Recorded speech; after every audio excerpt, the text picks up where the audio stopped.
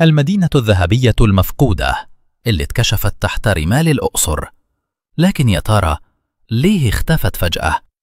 العلماء بيقولوا إن المدينة دي كانت مليانة ورش صناعية، بيوت وأدوات يومية كأنها لسه عايشة. بس المفاجأة إنهم لقوا جدران عليها نقوش بتحذر من حاجة غريبة، نقوش بتتكلم عن غضب الآلهة وعاصفة ابتلعت المدينة كلها. وفي آثار بتقول إن الناس هربوا فجأة، سابوا الأكل، الأدوات، وحتى ذهبهم. يعني اللي حصل كان سريع جدا، حاجة غير طبيعية خالص. في باحثين بيقولوا إن المدينة دي ممكن تكون بوابة لأسرار أكبر مرتبطة بالملوك والفراعنة اللي جم بعدها. والسؤال اللي محير العلماء، هل المدينة دي اتدفنت بس بفعل الطبيعة، ولا حد كان عايز يدفنها علشان يخبي سر معين؟ إيه رأيك؟